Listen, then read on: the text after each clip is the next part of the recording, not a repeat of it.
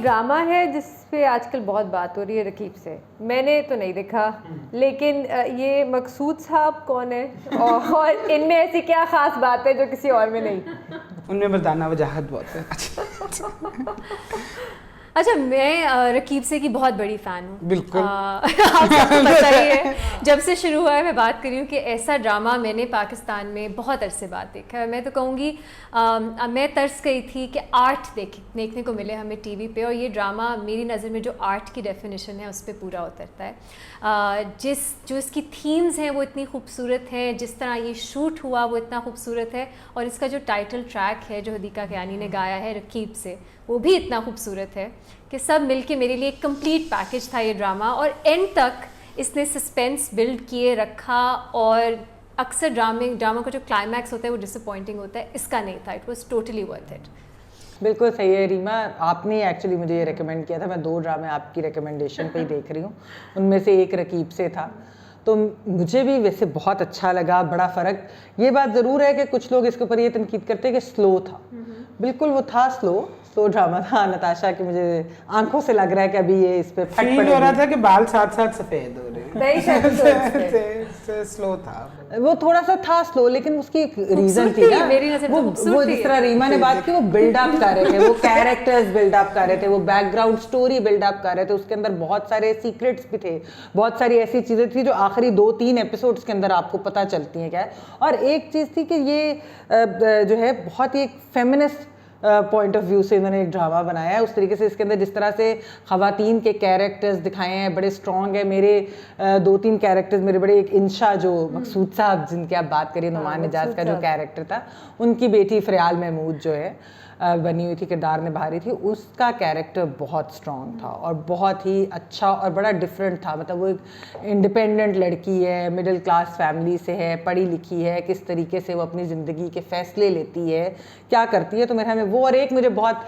मज़े का कैरेक्टर लगा था जो इनकी भाभी थी नुमान निजाज की, आतिका भाभी, उनका कैरेक्टर भी बहुत मजे का था। वो जिस तरह पंजाबी, इसके अंदर पंजाबी टच बहुत था क्योंकि लाहौर के बारे में तो सबको मकसूद साहब से लव होता है या क्या है? मेरा इसमें एक मसला है बेनज़ीर के, इसमें सबसे पहले मेरा मसला ये था कि सानिया सईद, जब ये मुझे मारेगी, कि सानिया सईद जो है ना वो एक डोरमैट का कैरेक्टर प्ले कर रही थी, ठीक है, और वो जो मकसूद साहब की बीवी हैं, जो उनकी बहुत ताबेदार बीवी हैं, लेकिन मकसूद साहब उनको कोई मोहब्बत ही नहीं करते। और मकसूद साहब ने ना अपने घर पे एक लेजेंड अपनी एक्स लव का बनाया हुआ है, और उस लव में ये भी शामिल हैं।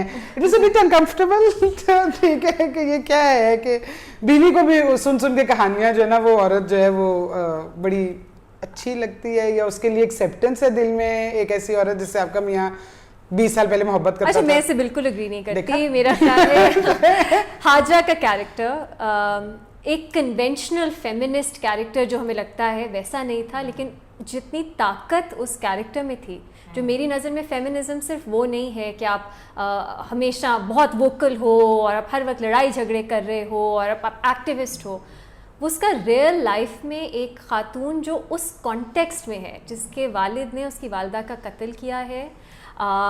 एक और ट्विस्ट, हम स्पॉयलर्स नहीं देते, वो कहानी में आता है, वो जिस तरह की मुश्किलों से वो गुजरी है, उसके बाद उसकी शादी होना मकसूद साहब से, और उसके बाद उनकी रिलेशनशिप जैसी है उसमें एम्पावरमेंट ढूंढना, और आखिरी एपिसोड में हम देखते हैं कि हाजरा अपने आप को सर्ट भी करती है। अच्छा, तो वो डोरमैट से डोरमैट नहीं होती, तो देखिए ये उसकी कैरेक्टर की जर्नी। मैं बिल्कुल ठीक बता रही हूं, ये दोनों गलत बात है। डोरमैट। अच्छा, मेरा ख्याल है रकीब से भी बहुत मुख्तलिफ पहलू हैं उसके, जिन पे बात हो सकती है। हमारे पास टाइम ज़्यादा नहीं होता, तो कुछ थीम्स पे बात कर लेते हैं कि मेरी नज़र में क्यों ये ड्रामा मुख्तलिफ था, क्योंकि ये जो थीम्स हैं इसको किस तरह उसने एड्रेस किया।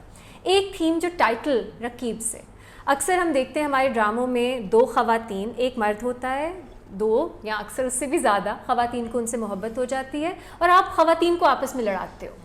ये वैसा ड्रामा नहीं था, इसके अंदर उन्होंने पूरा सबवर्ट कर दिया ये नोशन। और एंड में नुमान निजाज का कैरेक्टर मकसूद साहब जो थे वो तन्हा थे, और जो 2 ख़वातीन थी हाजरा और सकीना, जिनको कन्वेंशनली आप लड़वाते, वो सहेलियां बन गई थी और एक दूसरे के साथ उन्होंने कंपेनियनशिप ढूंढी। मेरा ख्याल है ये बहुत एक टिपिकल लव स्टोरी नहीं थी जो क्लीशे होता है कि वो औरतों ने अपने कुर्बान कर दिया और आप गलत, मैं तो आपके बिल्कुल भी एनालिसिस पे नहीं जा रही। देखिए इसे एक अजीब सी चीज़ मुझे जो लगी थोड़ी सी रीमा के साथ और मैमल के साथ इख्तिलाफ के वो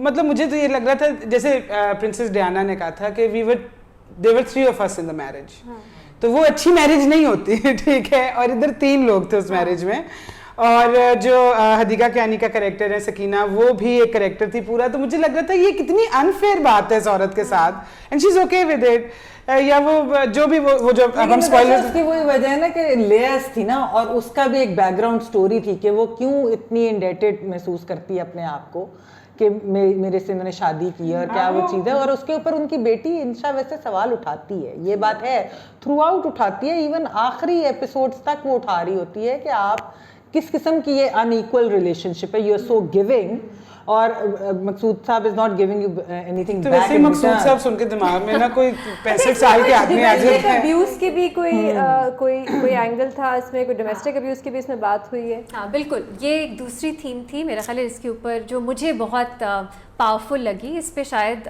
मुख्तलिफ राय हो सकती हैं।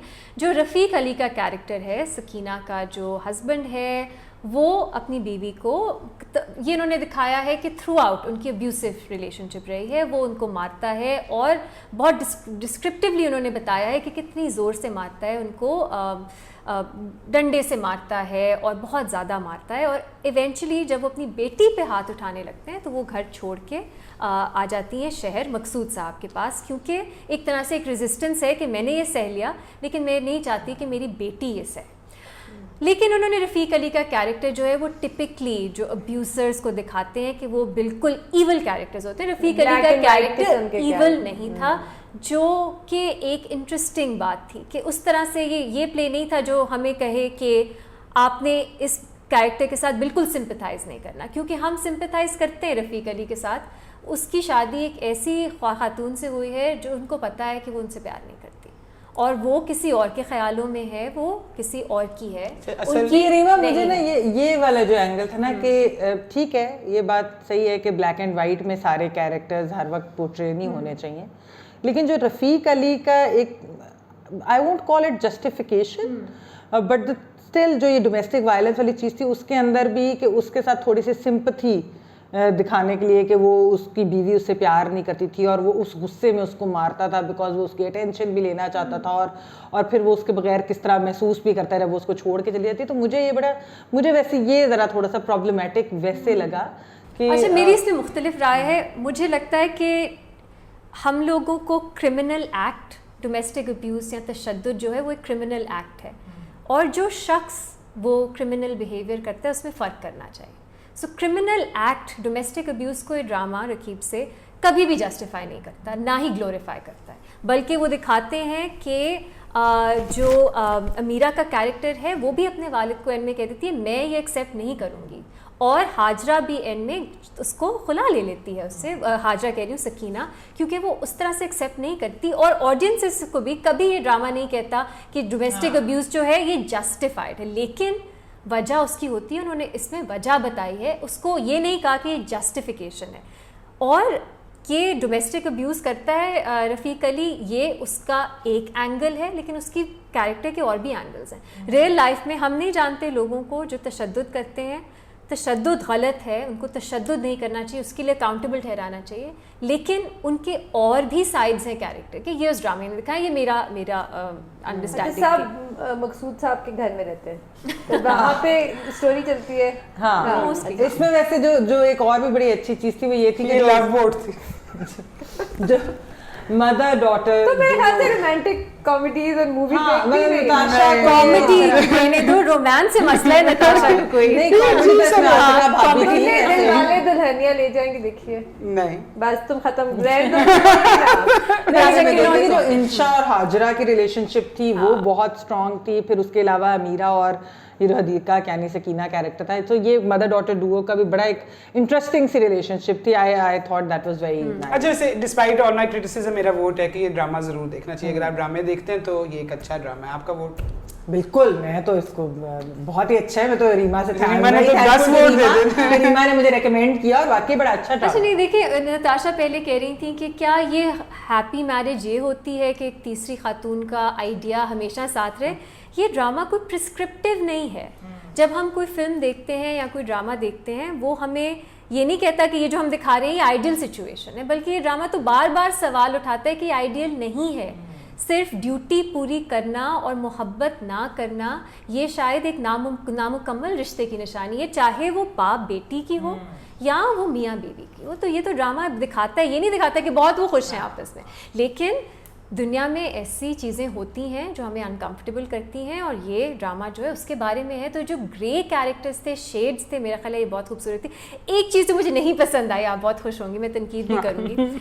मकसूद साहब के जो भाई थे वो पॉलिटिशियन का किरदार निभा रहे थे, करप्ट होंगे, करप्ट थे और करप्ट पॉलिटिशियन थे, और उन्होंने एक एक्सट्रीम पे ले गए कि वो कोई डील कर रहे थे जो मुल्क दुश्मन डील थी, और वो पाकिस्तान के खिलाफ थी। और मतलब इसकी क्या जरूरत है, मतलब बिल्कुल इस मसाले की कोई जरूरत ऐसी तो खास जगह से फंडिंग से आने वाले ड्रामे बनते हैं। नहीं। ये दुश्मन डील वाले जो होते हैं ना। नहीं वो चीज, लेकिन यहाँ पर जिस तरह एक पॉलिटिशियंस को बिल्कुल ही वो नेगेटिव लाइट में इस तरीके से जिस तरह दिखाया गया, करप्शन में। तो फिर रीमा आपके कितने वोट हैं इसके फेवर में? मतलब मैंने सुना है कि इस ड्रामे की व्यूअरशिप उतनी नहीं है जितनी तवक्को लोग कर रहे थे। ज़रूर देखना चाहिए मेरा ख्याल है। और एक फाइनल, काशिफ निसार साहब जो डायरेक्टर हैं और बीगुल जो राइटर हैं। अब बीगुल के आप इंटरव्यू सुने, वो बात करती है पेट्रियार्की की, वो बात करती है फेमिनिज्म की।